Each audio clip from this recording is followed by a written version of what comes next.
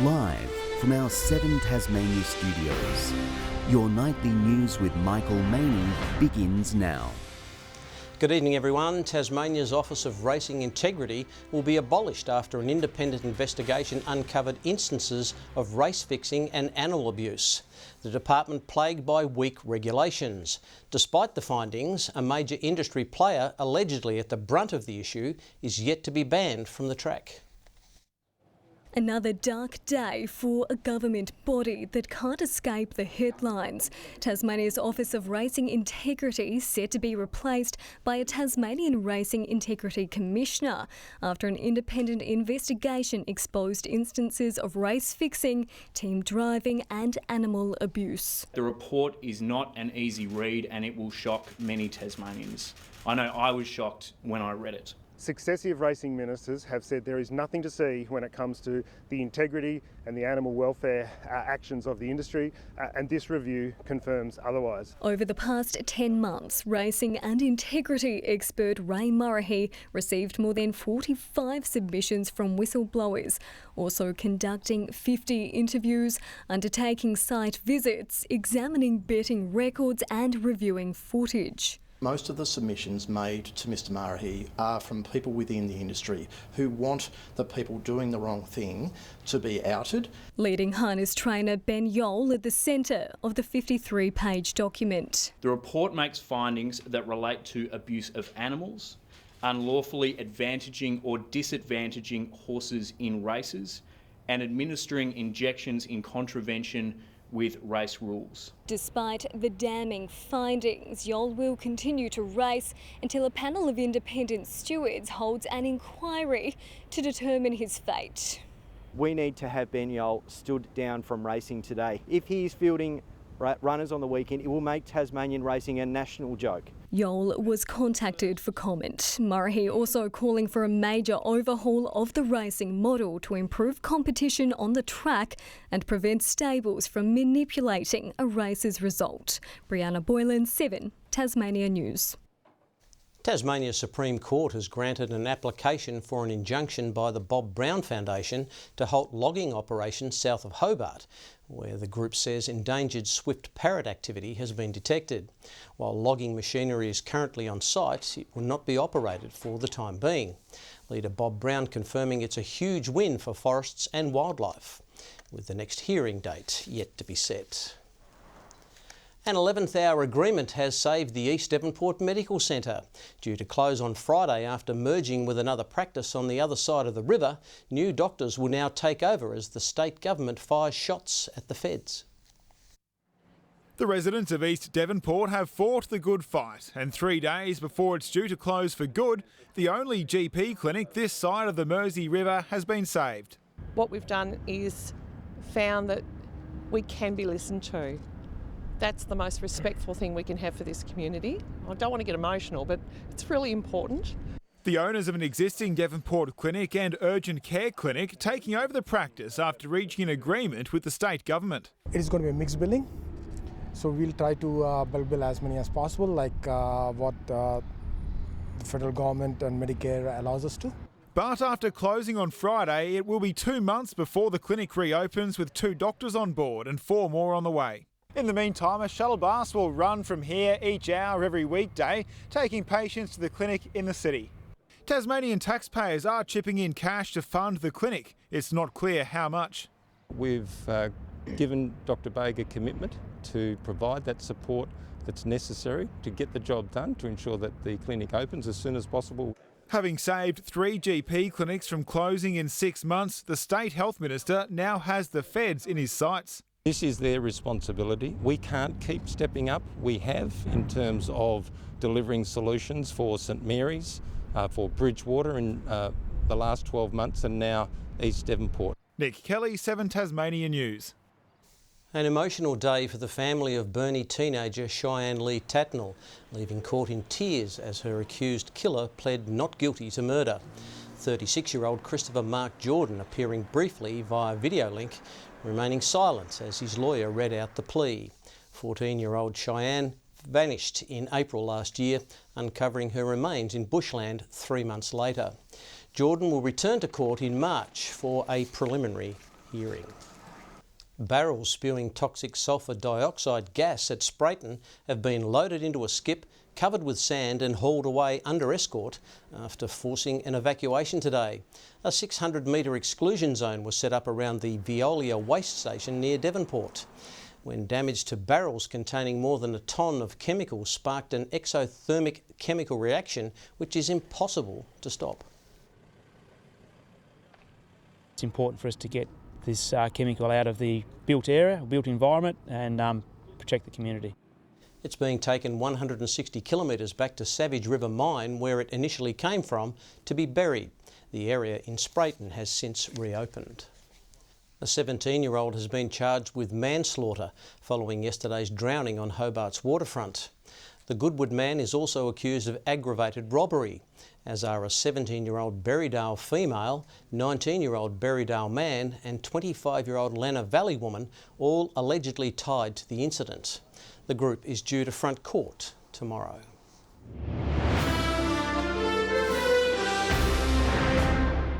Police are investigating after fire destroyed a West Tamar shed this afternoon. Crews were called to the Rosevears property around 1 o'clock to find the structure well alight and spreading to nearby vegetation. It took 5 crews to bring the blaze under control. The shed was used to produce honey. Labor is urging the state government to ensure young offenders aren't detained in adult prisons. It says a concerning number of Tasmanian teens are held without youth justice workers, sometimes for hours. The union calling for them to be housed in different centres away from adult offenders. It's unacceptable for young people to be held in prison alongside adult offenders, but we know that this is still happening at an average of 1 young person a day, often more. But the government says the practice isn't routine. My advice is that young people, when they are apprehended by police, are sometimes held temporarily in police facilities managed by prison staff for the shortest time possible. Adding it wants to ensure community safety and is doing a lot of work to reform the youth justice system. Residents of a small coastal town in Tasmania's north are banding together in a bid to save an iconic seaside landmark. Beauty Point's famous Divo has played host to generations of beachgoers, locals making it clear they'll go to great lengths to keep it in the water.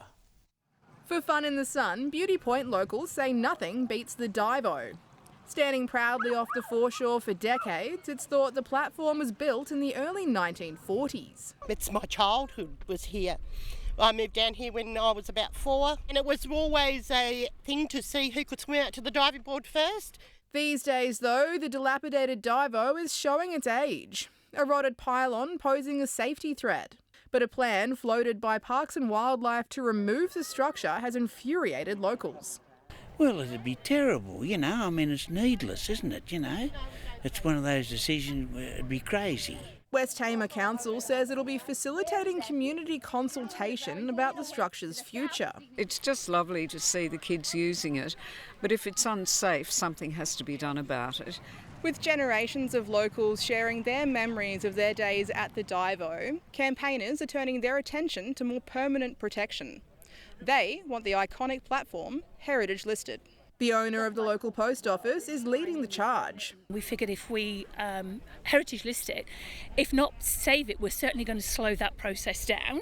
A petition gathering more than 1,000 signatures in less than a week. It needs to be fixed, repaired, replaced as is where is, because it's part of the memories of this community. The consultation period begins on February 12. Annie Green, 7 Tasmanian News. Independent member for Clark, Andrew Wooki, is calling for the 15,000 sheep and livestock currently aboard the live export vessel, the MV Bahaji, to be treated with dignity back on Australian soil. The MP arguing it's been 26 days of inhumane conditions after the vessel was sent back from the Red Sea due to security concerns.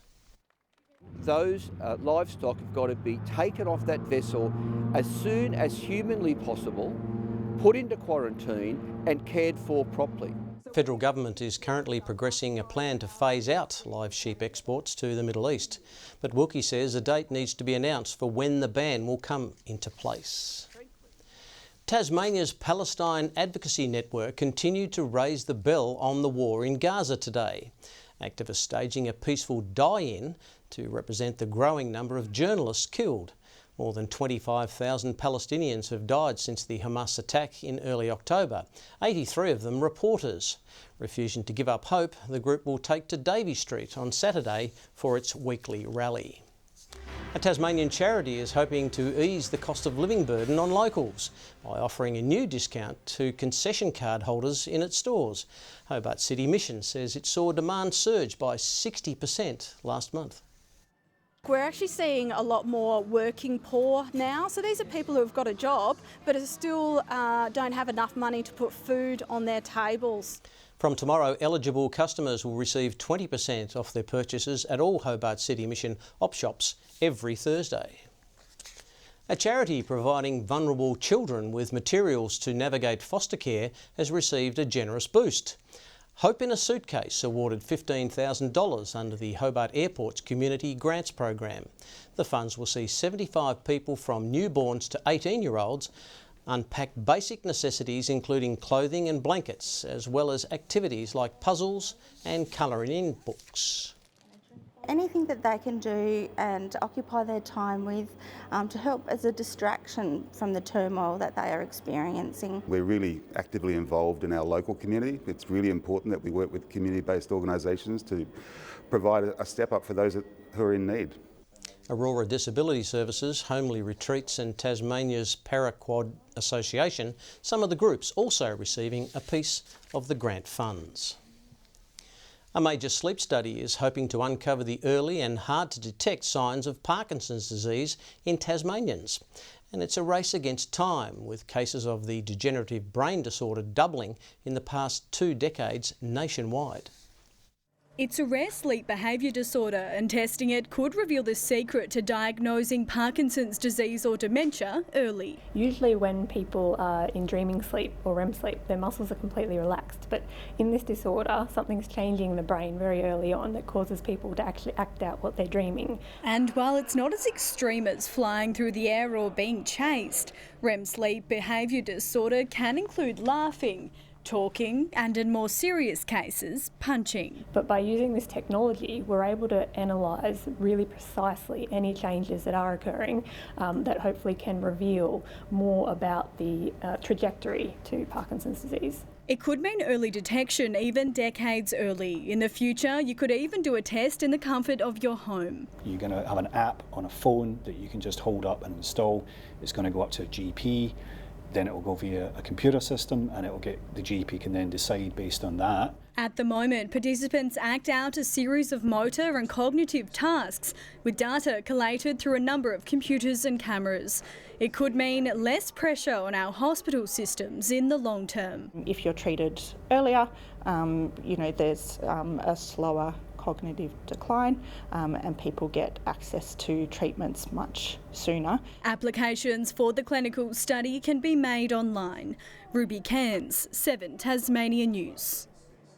Tasmanian children may be more likely to run away and join the circus, with a popular sports program expanding its offering. The state government's Ticket to Play series now allows young people to sign up for circus activities in a bid to stay active. The studio's outreach manager saying the activity offers something for almost everyone. You can try 50 different things and find the one, or get really good at 50 different things. We want to make it clear that we're really agnostic about how kids get active, as long as they are active and they're enjoying themselves. Children with concession or healthcare cards are eligible for 2 $100 vouchers each year. More than 7,500 vouchers have been issued this financial year.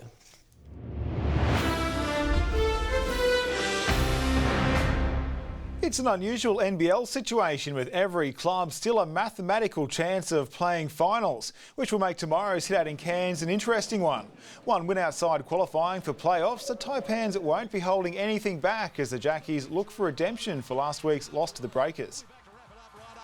Cairns will be quite dangerous in that building, and they have a lot of quality scorers over there, but ultimately it will be about us and our discipline to not have excessive fouls, to make our foul shots, to have limited turnovers. More so than ever, there's no games in which you can afford to not give 100%. If you're at 90%, 95%, you're probably going to lose. The return of Majuk Dang will be a boost, but he isn't back to full training yet. They're hopeful to get him on court by the end of regular season.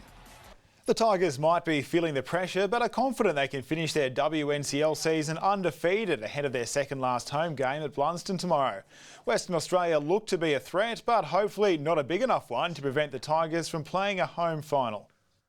Well, she gets onto that. We've had a really solid block of training leading into these two games. So, yeah, we've had some good games against these guys in the past. So they've got a really solid team, and we're going to have to be on to, I guess, get those 2 wins. Tabitha Saville has been kept out of the squad with injury. She'll be replaced by Beth Lane. Matilda Chloe Lagazzo will make her pitch to get back in the national squad in Hobart on Saturday afternoon.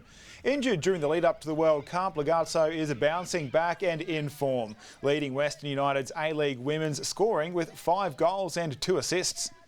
It's just nice to be able to play consistent 90 minutes. For me, it's been so long, so I'm really enjoying it. I don't know if my body feels the same way it probably looks. They'll play the Central Coast Mariners for the first time ever at North Hobart Oval before the men play Sydney FC. Good evening. Hobart 24 degrees today. Launceston peaked at 26. That's as warm as it got around the state today. Devonport 23, Burnie a high of 25. Close to or just above average the temperatures today. Bushy Park 25, Friendly Beaches 24, St Helens and Grove 23, Lowhead, Smithton and Flinders Island 22, King Island 21 and 19 the top for Strawn. We did have clear skies over us this afternoon. Some high cloud passed to the south, and we also saw some cumulus develop over the northeast later. Low cloud with embedded thunderstorms over eastern New South Wales, much of Queensland and further north. Tomorrow the high builds and dominates the scene over the mainland. A cold front passes to our south and the broad area of low pressure remains over the far north. Westerly winds nagging at us again tomorrow, pushing up to 35 knots over the south and east and to 30 knots over the lakes. We have a gale warning that's been issued for waters from the northern tip of Flinders Island to St Helens Point and from Wineglass Bay to Low Rocky Point, and a strong wind warning for the inland lakes and also for the coastal waters from Low Rocky Point to Flinders Island and from St Helens Point to Wineglass Bay. It's the entire coastline covered. 23 for Hobart, becoming windy and partly cloudy. 22 the top for Cygnet. New Norfolk 23, a couple of showers there. Launceston partly cloudy and 26, partly cloudy for Devonport and windy 24 and 25 the high for Campbelltown.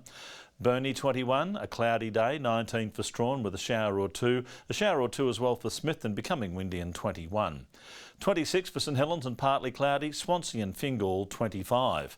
On Friday, a shower over the west and far south, easing in the afternoon, the gusty winds moderating later in the day. A mostly sunny start to the weekend, Swansea expecting 28 on Saturday, and on Sunday the chance of a shower over the southwest, central east coast and far northwest, otherwise fine. A sunny, warm 39 in Perth tomorrow, fine in Adelaide, partly cloudy and 25 degrees in Melbourne, fine but cloudy conditions for Canberra, Sydney and Brisbane. And cloudy conditions over Tasmania, 18 in Hobart, 23 in Launceston, 24 in Devonport. And with the windy weather on the way again tomorrow, Michael, you're going to need a little bit more Brill cream. Yeah, I must go back and get some more. Yeah, I've run out.